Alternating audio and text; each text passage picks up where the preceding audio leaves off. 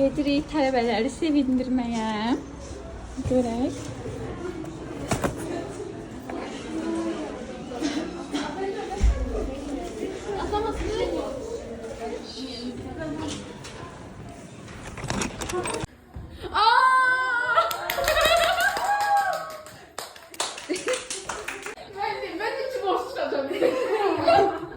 Çok sevirəm. Çok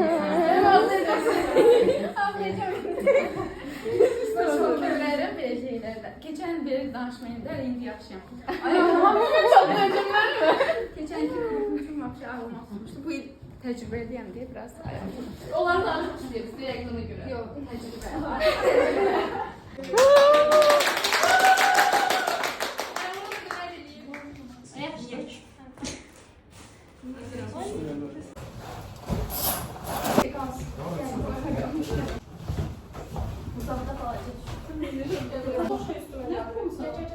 Hamı belə eləsin.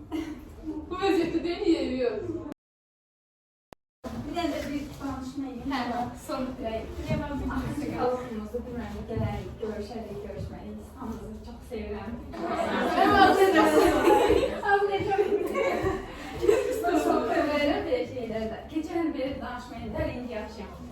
Hamımın çok tecrübem var mı? Keçən ki, bütün vapşı ağlamaq olmuşdu. Bu il təcrübəliyəm deyə biraz. Onları daha çok istiyoruz reaksiyona göre. Yox, təcrübə.